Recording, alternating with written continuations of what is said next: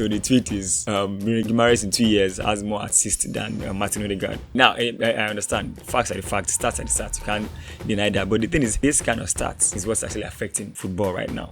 That kind of stats is the reason why a player like Zinedine Zidane rated a lot lower than Frank Lampard if both of them were to play in this era. I looked up the stats. Frank Lampard and Zidane, when it comes to goal scoring, they are miles apart. Lampard has 100 more goals than Zinedine Zidane, and his goal per game ratio is about 0.3 goals to Zidane 0.1 thereabout. So if you go by the stats, Lampard is a more productive player than Zidane when it comes to the stats, goals and assists. I mean, a friend of mine once said that if you're looking for the best midfielder in the world ever, statistically, it's Lampard. But then again, there's what we call the eye test. Everybody that watch football will not pick Lampard ahead of Zidane ever. But if you now just don't look at the game, just bring up stats. Stats favor Lampard. But Lampard is not top 3 midfielders in his era. They have to count Zidane ahead of him.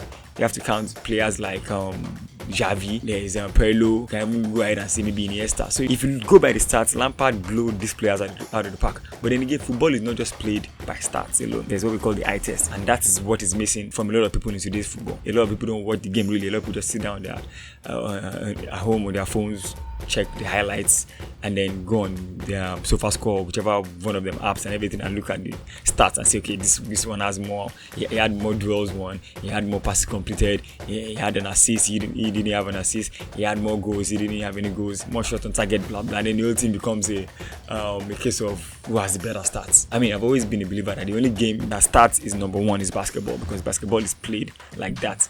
Stats is one thing that you can look at the player and look at the stats and say this player can play for me.